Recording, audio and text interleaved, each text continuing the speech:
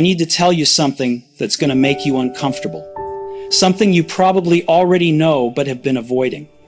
Something that, if you really let it sink in, will change how you see your entire life. Your comfort zone is killing you. Not quickly, not dramatically, but slowly, quietly, relentlessly.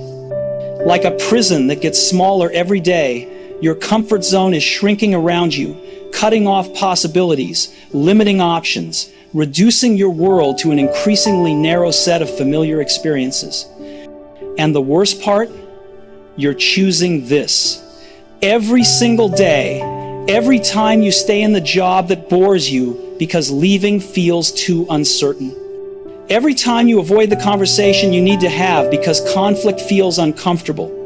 Every time you stick with what you know because trying something new feels too risky. Every time you choose comfort over growth, familiar over meaningful, safe over significant, you're actively choosing to make your life smaller. Right now, you're probably thinking, but comfort isn't bad. Comfort is good. Comfort is what we work toward. The whole point of success is to create a comfortable life. And you're right, comfort isn't inherently bad. The problem isn't seeking comfort. The problem is staying in your comfort zone so long that it becomes a cage.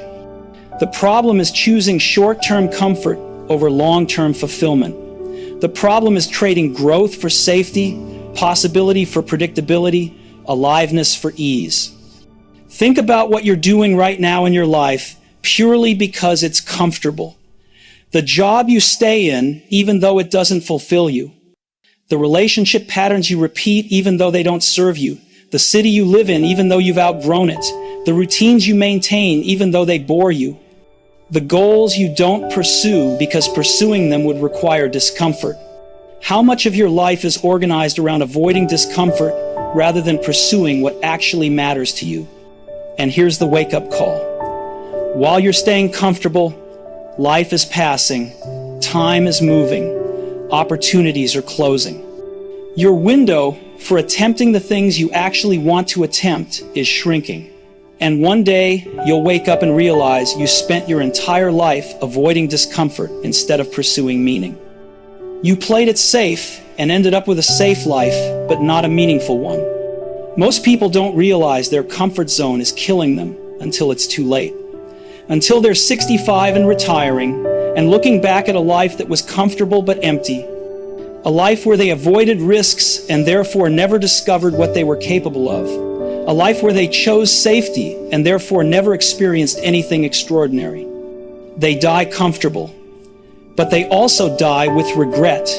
Regret about all the things they never attempted because attempting them would have required leaving their comfort zone.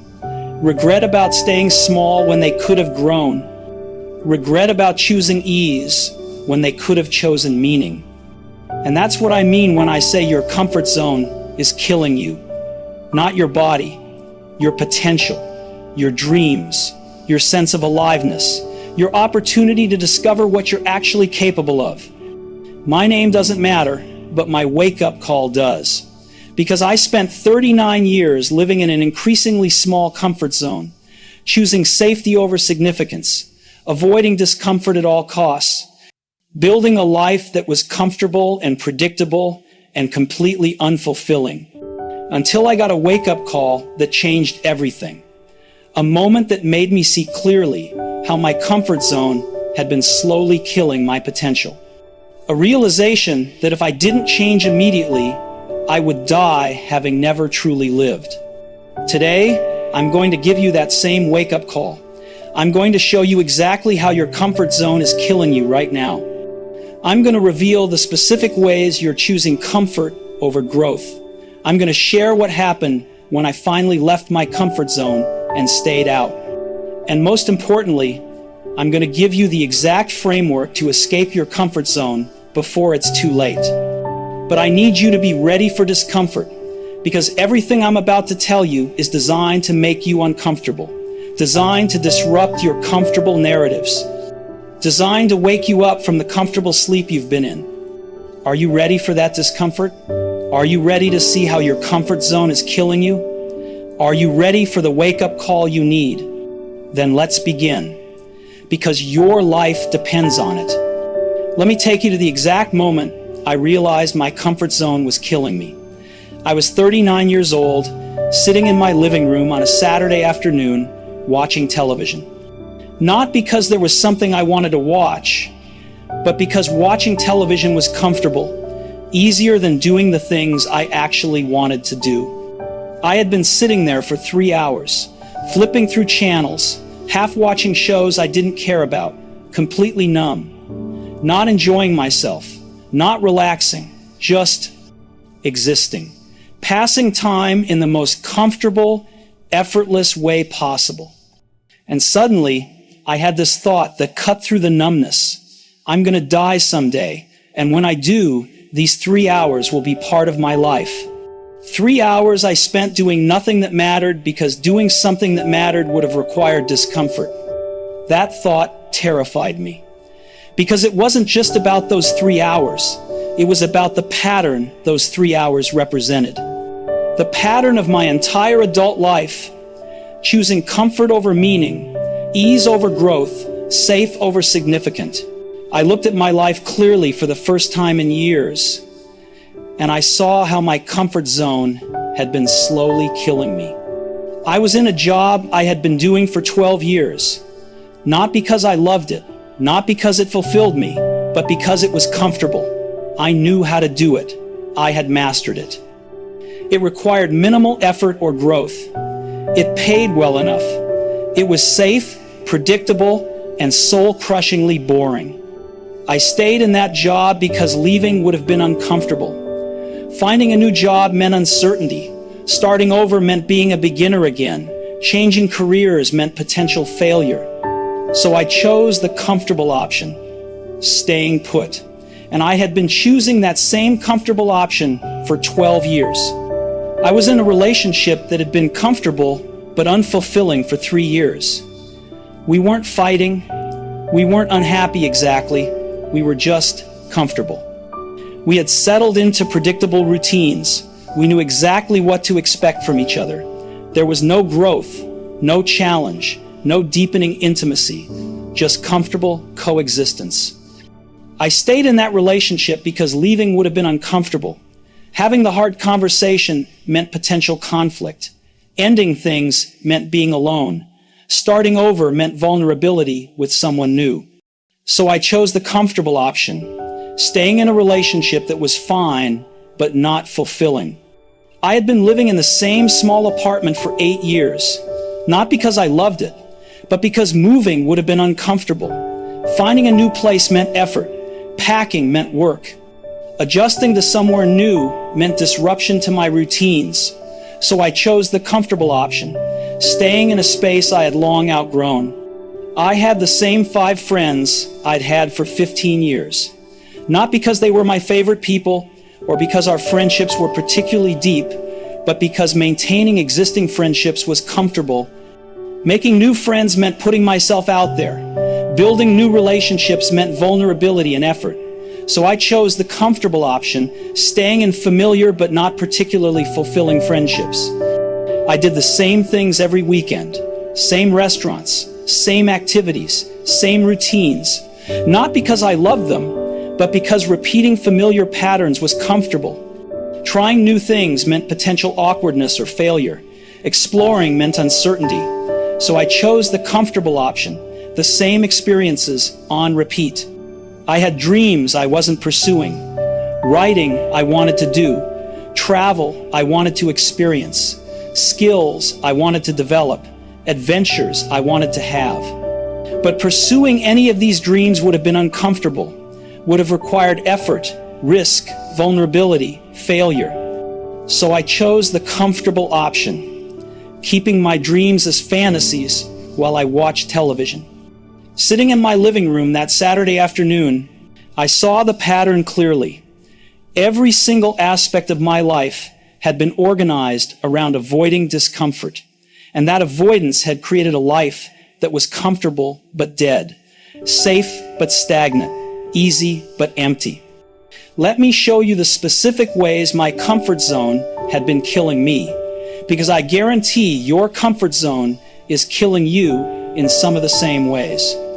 Death symptom 1, shrinking range of experiences. Every year, my life involved fewer new experiences. I did less, tried less, explored less. My world was getting smaller. Not because I was aging, but because I kept choosing familiar experiences over new ones, because new experiences involve discomfort. At 25, I tried new restaurants regularly, visited new places, met new people, attempted new activities. At 39, I went to the same 5 restaurants, stayed in my same neighborhood, saw the same people, did the same things. My world had shrunk to a tiny, comfortable bubble. Death symptom 2, zero personal growth. I hadn't learned anything significant in years. I hadn't developed any new skills. I hadn't challenged myself mentally, physically, or emotionally. I had been coasting on the competencies I developed in my 20s. I was 39 years old, and I hadn't grown in over a decade. Why? Because growth requires discomfort. Learning means being bad at something before you're good at it. Developing new skills means struggling and failing. Challenging yourself means risking embarrassment. So I chose comfort over growth, and I stagnated completely. Death symptom 3, loss of courage. I used to be braver. In my 20s, I took risks. I tried things that scared me. I put myself in uncomfortable situations. I had courage. But by 39, I had lost almost all of that courage. I avoided anything that felt risky or uncertain. My comfort zone had made me timid. This happened gradually. Each time I chose comfort over discomfort, I lost a small amount of courage. Each time I avoided a challenging situation, my capacity to handle challenge decreased. My comfort zone didn't preserve my courage, it eroded it, until I had almost none left. Death symptom 4, decreased resilience. My ability to handle adversity had atrophied. Because I spent so much energy avoiding discomfort, I had no practice dealing with it. When something uncomfortable or difficult did happen, I fell apart. I couldn't cope. I had become fragile by avoiding anything that might require resilience. I used to be able to handle setbacks, adapt to change, recover from disappointment. But years of avoiding discomfort had made me weak. I had traded resilience for comfort, and comfort had made me brittle. Death symptom 5, chronic dissatisfaction. Despite all my comfort, I wasn't happy. I was dissatisfied, restless, vaguely unhappy in a way I couldn't quite name. Because humans aren't designed for constant comfort. We're designed for growth, challenge, meaning. And I had none of those things. The comfortable life I'd built didn't create happiness. It created numbness. I wasn't suffering, but I also wasn't thriving. I was just existing, comfortable but unfulfilled, safe but dissatisfied. Death symptom 6, lost sense of aliveness. I didn't feel alive anymore. I felt like I was sleepwalking through life, going through motions, following routines. Nothing excited me. Nothing challenged me. Nothing made me feel fully present and engaged. I was alive in the biological sense, but dead in every other sense. The comfort I'd been seeking had killed my sense of aliveness, because aliveness comes from engagement, challenge, growth, risk, and I had eliminated all of those things in pursuit of comfort. Death symptom 7, accumulating regrets. I was starting to have regrets, not about things I'd done, about things I hadn't done, opportunities I hadn't taken, dreams I hadn't pursued, experiences I hadn't had, all because pursuing them would have been uncomfortable. These regrets were quiet but persistent. They whispered late at night, "You're wasting your life. You're playing it safe and missing everything that matters. You're going to die having never really lived." Sitting in my living room that Saturday afternoon, with 3 hours of television watching behind me and my entire comfortable, dead life stretched out before me, I finally heard those whispers. And I understood my comfort zone wasn't protecting me, it was killing me. I was 39 years old. If I lived to 80, I had maybe 41 years left. And if I spent those years the way I'd spent the last 12, choosing comfort over meaning, safe over significant, I would reach 80, having never truly lived. Having existed comfortably but never experienced anything extraordinary. Having played it safe and missed everything that mattered. That realization was my wake-up call, not a gentle nudge, a violent shake. A moment of absolute clarity about what my comfort zone was costing me. I turned off the television, and I made a decision. I was done choosing comfort.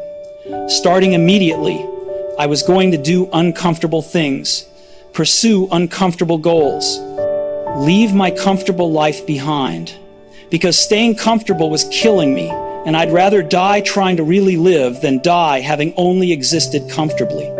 That decision saved my life. The day after my wake-up call, I did something I'd been avoiding for 3 years. I had the hard conversation with my partner. I told her the truth. Our relationship was comfortable, but not fulfilling. We weren't growing together. We were just coexisting comfortably. And I didn't want to spend the rest of my life in a relationship that was fine, but not meaningful. That conversation was excruciating. Uncomfortable doesn't begin to describe it. She was hurt. I felt guilty. We both cried. It would have been so much easier to avoid the conversation, to stay comfortable, to keep coexisting. But I had made a commitment to discomfort. So I had the conversation, and the relationship ended. Not angrily, but clearly. We weren't right for each other long term, and staying together would have meant choosing comfort over the possibility of finding real connection with someone else. That breakup left me alone for the first time in years, and being alone was deeply uncomfortable. I had to face myself, deal with my own company, figure out who I was outside of a comfortable relationship. But that discomfort forced growth I desperately needed. Leaving my comfort zone in relationships opened the door for everything else to change. Discomfort. 2, I gave notice at my job. The job I'd been in for 12 comfortable, stagnant years. I didn't have another job lined up. I didn't have a clear plan. I just knew I couldn't spend another year in a role that required nothing from me and gave me nothing in return. My boss was shocked. My colleagues thought I was crazy. You're leaving a good, stable job with no plan?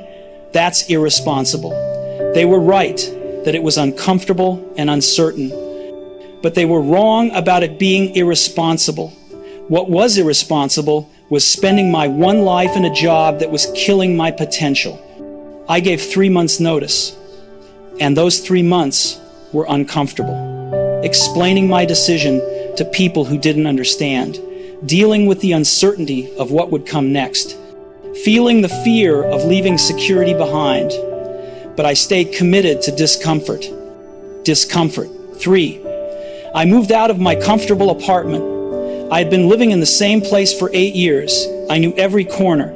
Everything was arranged exactly how I liked it. Moving meant disruption, effort, and adapting to somewhere new. But staying meant remaining in a space that represented my comfortable, stagnant life. I found a new apartment across town. Different neighborhood, different space. Everything unfamiliar. Moving was exhausting and uncomfortable. But it was also symbolic.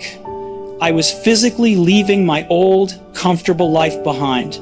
Discomfort. 4, I started pursuing things I'd been avoiding. I enrolled in a writing course, something I'd wanted to do for 5 years but had avoided because it meant being a beginner, producing bad work, getting criticism. I started running, something I'd always said I'd do someday but avoided because it was physically uncomfortable and I'd be terrible at first. I began reaching out to new people, attending events alone, putting myself in social situations where I didn't know anyone and felt awkward. Each of these things was uncomfortable. The writing course exposed my weak early attempts. Running was physically painful and I was slow. Social situations made me anxious and awkward, but I did them anyway, because I had committed to discomfort over comfort. The first 3 months outside my comfort zone were brutal. I was alone, unemployed, surrounded by unfamiliar spaces and routines, bad at everything I was attempting, uncomfortable constantly. I questioned my decision daily. But something interesting started happening around month 4. The discomfort began producing results. From the relationship discomfort, I was discovering who I actually was, outside of a comfortable but constraining relationship. I was learning to be alone without being lonely. I was becoming more independent and self-aware, and I was becoming ready for a relationship that was based on growth and authentic connection instead of comfortable coexistence. From the job discomfort, I started doing consulting work in my field, but on my terms, with clients I chose, on projects that interested me. It was uncertain and sometimes scary, but it was also engaging in a way my comfortable corporate job had never been. I was learning, growing, challenging myself, and I was getting paid decently for it. From the moving discomfort, the new neighborhood exposed me to different people, different experiences, different possibilities. I started exploring parts of the city I'd never visited. I met neighbors who became friends. The change forced me out of my tiny, comfortable bubble. From the skill-building discomfort, my writing improved dramatically, not because I was naturally talented, but because I was willing to produce bad writing, get feedback, and improve. My running progressed from painful shuffling to actual running. My social skills improved through awkward practice. I was growing for the first time in years. 6 months after leaving my comfort zone, my life was unrecognizable. I was single, but dating intentionally, looking for real connection instead of settling for comfortable companionship. I was self-employed, doing work I found engaging. I was living in a neighborhood I loved. I had new friends I'd met through uncomfortable social situations. I was developing skills I'd always wanted to develop. I was growing again. But more importantly, I felt alive. For the first time in over a decade, I felt fully present and engaged with my life, not because everything was comfortable, but because I was challenging myself, growing, attempting things that mattered. The discomfort hadn't destroyed me, it had revived me. After a year outside my comfort zone, I could see clearly what staying in my comfort zone had cost me. I had wasted 12 years. 12 years of potential growth. 12 years of possible experiences. 12 years of life that I'd traded for comfort and safety. I couldn't get those years back, but I could make sure I didn't waste any more. I made a commitment. I would never again let comfort be my primary decision-making criterion. I would never again choose safe over significant, easy over meaningful, familiar over fulfilling. I would build my life around growth and meaning, and I would accept discomfort as the price of that life. That commitment required constant vigilance. Because my comfort zone kept trying to reassert itself, my brain kept suggesting comfortable options. This consulting work is getting stable. Maybe you should stop pursuing new clients and just maintain what you have. You're getting comfortable being single. Maybe you should stop dating and just stay single. You've made some new friends. Maybe you should stop meeting new people and just stick with these ones. Every suggestion was an invitation back into my comfort zone, back to safety, predictability, ease. And I had to consciously choose discomfort instead, pursue new clients even though I had enough, keep dating even though it was awkward, keep meeting new people even though it was effortful. Staying out of my comfort zone required as much commitment as leaving it had, but the rewards were extraordinary. By year 2, I had a thriving consulting practice, working with dream clients on meaningful projects. I was in a relationship with someone who challenged me, supported my growth, and built a real partnership instead of comfortable coexistence. I had developed skills I was proud of. I had experiences I'd remember forever. I had a circle of friends who inspired me rather than just providing familiar company. None of this would have existed if I'd stayed in my comfort zone. All of it required discomfort, risk, vulnerability, growth. All of it required choosing uncomfortable over comfortable repeatedly for 2 years. And all of it was worth it. After transforming my life by leaving my comfort zone, I developed what I call the discomfort framework. This is the system that helps you identify where you're choosing comfort over growth and gives you the tools to choose differently. The framework has 7 components, and each one is essential. Component 1, the comfort audit. You need to identify specifically where you're choosing comfort over growth. Most people don't realize how much of their life is organized around avoiding discomfort. The practice. Complete these prompts multiple times. I'm staying in this situation even though it doesn't serve me, because changing would be uncomfortable. Example. I'm staying in this job even though I'm bored, because finding a new job would be uncomfortable.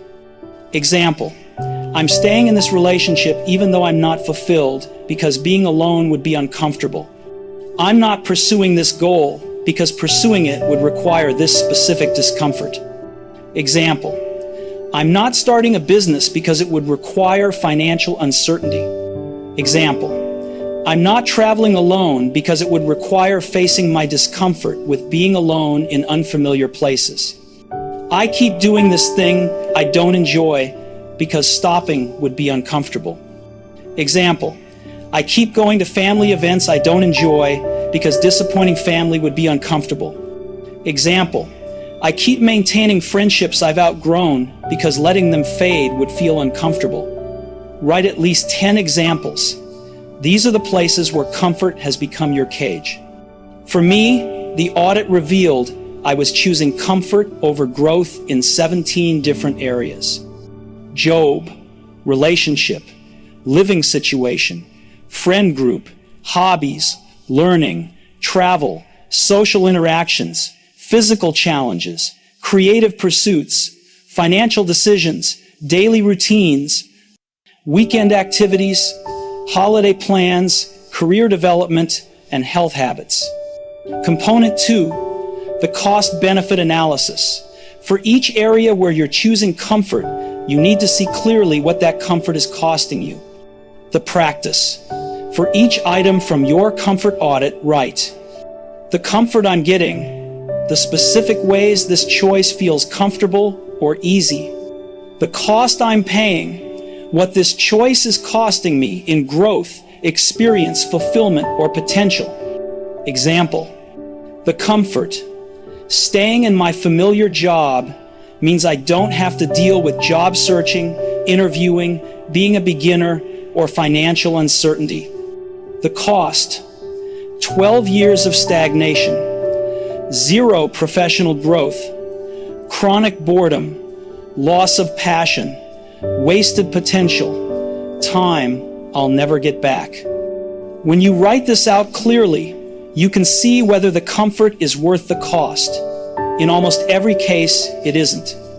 Component 3, the discomfort commitment. You need to commit to specific, uncomfortable actions in each area where you've been choosing comfort. The practice. For each area where you want to leave your comfort zone, write a discomfort commitment. In this area, I commit to doing this specific uncomfortable thing within this time frame, even though it will feel this way. Example, in my career, I commit to giving notice at my job within 60 days, even though it will feel uncertain and scary.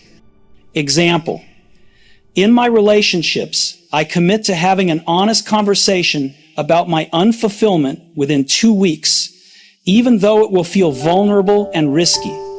Example, in my skills, I commit to enrolling in that writing course this month, even though it will feel embarrassing to be a beginner.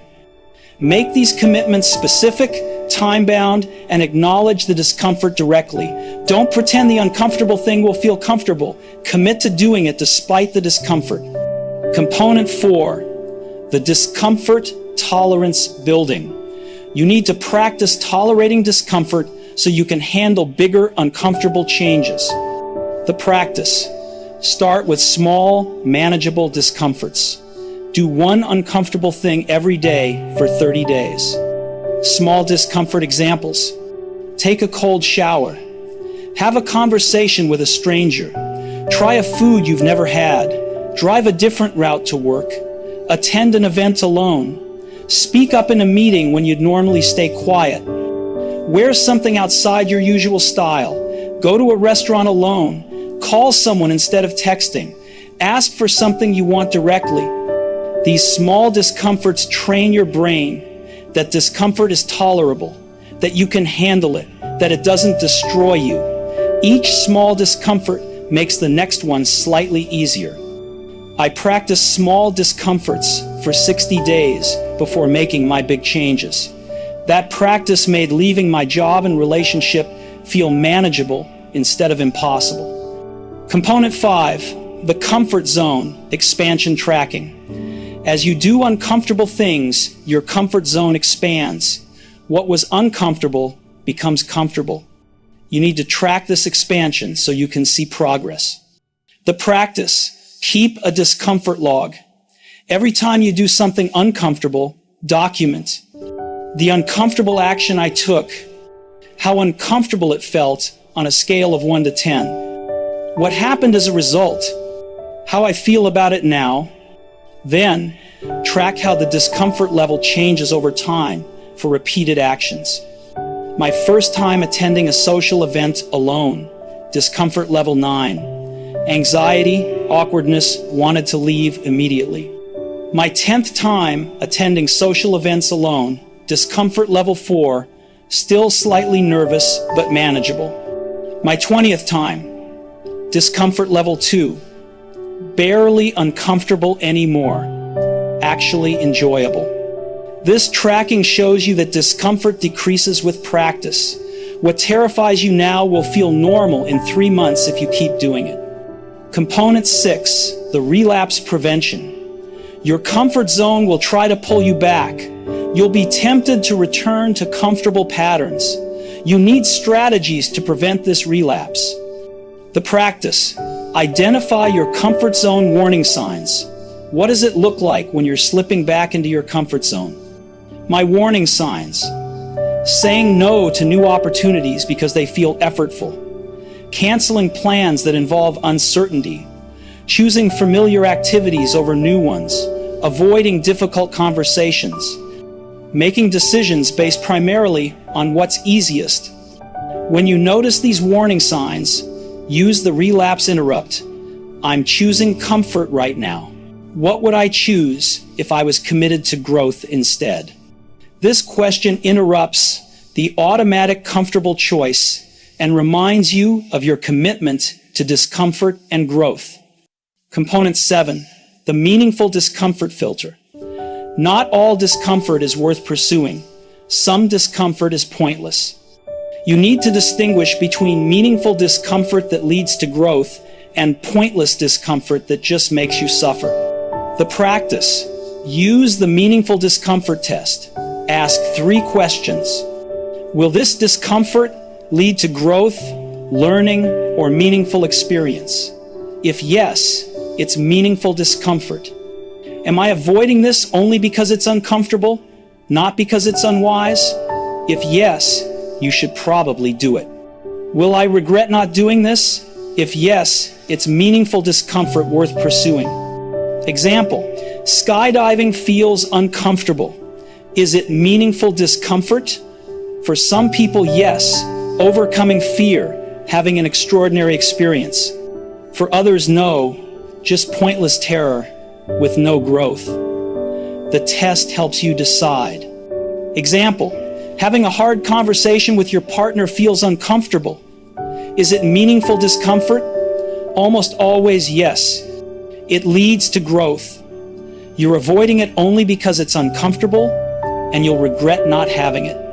This filter ensures you're pursuing discomfort strategically, not just making yourself suffer for no reason. These 7 components create a complete system for leaving your comfort zone, building tolerance for discomfort, and creating a life based on growth and meaning instead of safety and ease. Now you understand how to escape your comfort zone before it kills you. Let me give you the exact action plan to start choosing discomfort over comfort. Action 1. Complete your comfort audit this week. Write down every area where you're choosing comfort over growth, every situation you're staying in because change would be uncomfortable, every goal you're not pursuing because it would require discomfort. Get them all visible. This shows you where your comfort zone is killing you. Action 2. Choose your highest cost comfort. From your audit, identify which comfortable choice is costing you the most. Which area is killing your potential most significantly? This is your priority focus. Action 3. Complete your cost-benefit analysis for that area. Write clearly the comfort I'm getting and the cost I'm paying. Be brutally honest about what staying comfortable is costing you. When you see the cost clearly, choosing differently becomes easier. Action 4. Write your first discomfort commitment.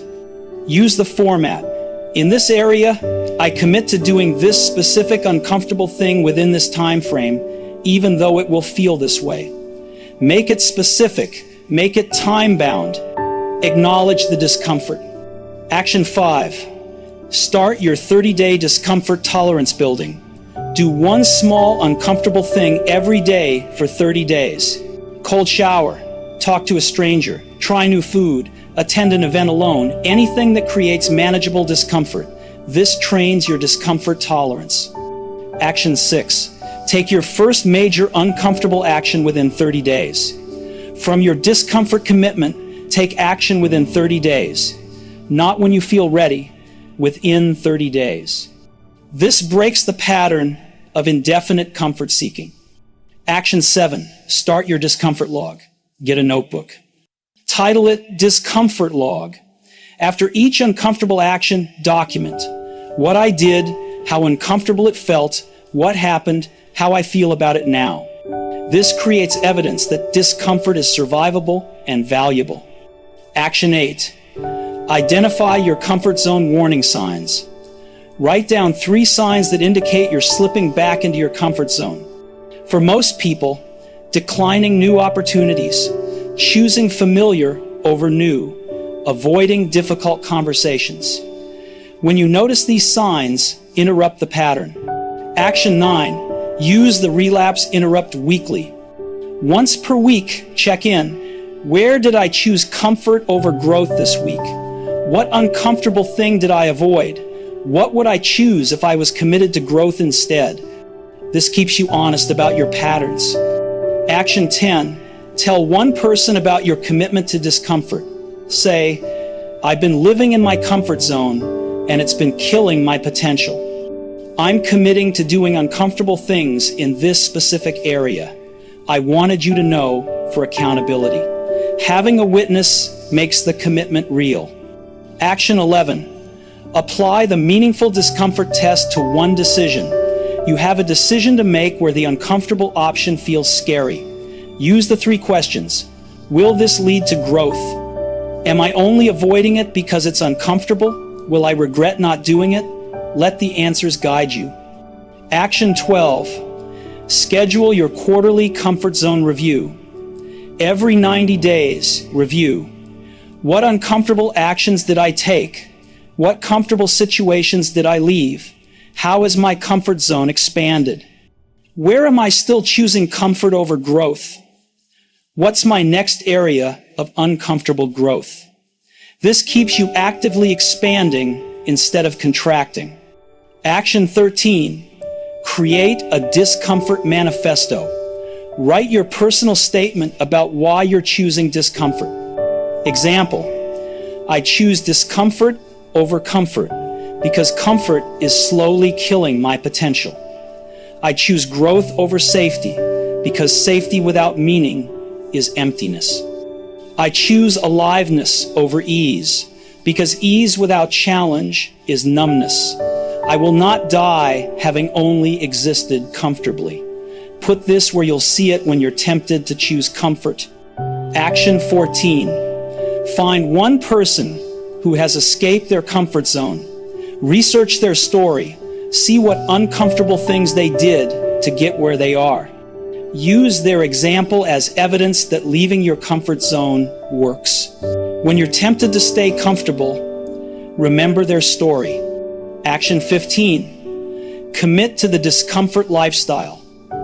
Write this commitment. I commit to building my life around growth and meaning instead of comfort and safety. I commit to doing uncomfortable things regularly. I commit to choosing discomfort when comfort conflicts with growth. I commit to expanding my comfort zone instead of protecting it. I will not let my comfort zone kill me. Sign it. Date it. This is your declaration. Now, some of you are thinking, but what if I leave my comfort zone and everything goes wrong? What if the uncomfortable choices lead to failure? What if I end up worse off than I am now? Here's my answer. That's possible. Leaving your comfort zone involves risk. Uncomfortable choices sometimes don't work out. You might fail, struggle, or discover something isn't right for you. But here's what's certain. If you stay in your comfort zone, you're guaranteed to waste your life, guaranteed to miss opportunities, guaranteed to die with regrets about what you never attempted. The comfortable path has guaranteed mediocrity. The uncomfortable path has possible excellence. Which risk would you rather take? Let me tell you where I am now, 5 years after my wake-up call in that living room. I'm 44 years old. I run a consulting business working with clients I respect on projects that matter. I'm in a relationship that challenges and fulfills me. I live in a city I love. I've developed skills I'm proud of. I've had experiences I'll remember forever. I'm growing constantly. I feel alive.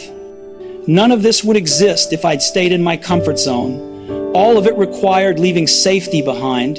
All of it required choosing discomfort over comfort repeatedly for 5 years. But the external changes aren't what matter most. The internal transformation is what saved my life. 5 years ago, my comfort zone was killing me. I was safe, comfortable, and dead inside. I was 39, and I hadn't grown in over a decade. I was coasting toward a life of comfort and regret. Today, my life is built around growth and meaning instead of safety and ease. I do uncomfortable things regularly. I challenge myself constantly.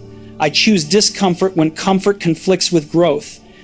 And I'm alive in a way I wasn't 5 years ago. Here's what I've learned.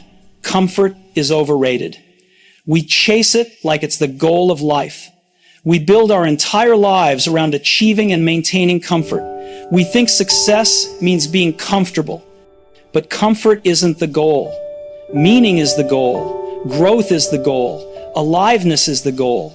And those things require discomfort. You can have a comfortable life, but comfort and meaning often conflict. Comfort and growth are usually opposites. Comfort and aliveness rarely coexist. So you have to choose comfort or meaning, safety or growth, ease or aliveness. 5 years ago, I chose comfort, and comfort was killing me. Today, I choose discomfort, and discomfort is giving me life. Your comfort zone is killing you right now. Not dramatically, slowly, quietly. Shrinking your world, limiting your possibilities, killing your potential, stealing your time, creating regrets, and it will keep killing you until you leave, until you choose discomfort over comfort, until you build your life around growth instead of safety. I can't make that choice for you. Nobody can. You have to decide, will you die comfortable but unfulfilled? Or will you live uncomfortable but alive? 5 years ago, I was dying comfortably. Today, I'm living uncomfortably, and I would never go back. This is your wake-up call, your moment of clarity, your chance to see what your comfort zone is costing you and choose differently. What are you going to do with it? Will you go back to your comfortable routines? Back to the job that bores you? Back to the relationship that doesn't fulfill you? Back to the safe, predictable, dead life? Or will you leave? Will you choose discomfort? Will you do the uncomfortable thing you've been avoiding? Will you escape your comfort zone before it kills everything that matters? The wake-up call is here. The question is, are you awake? 5 years ago, I woke up. I left my comfortable, dead life behind. I chose discomfort and meaning over comfort and emptiness. And I'm never going back to sleep. Wake up. Leave your comfort zone. Choose discomfort. Choose growth. Choose aliveness. Your life is waiting. Outside your comfort zone, in the uncomfortable places you've been avoiding, stop dying comfortably. Start living uncomfortably. The wake-up call is here. Are you listening?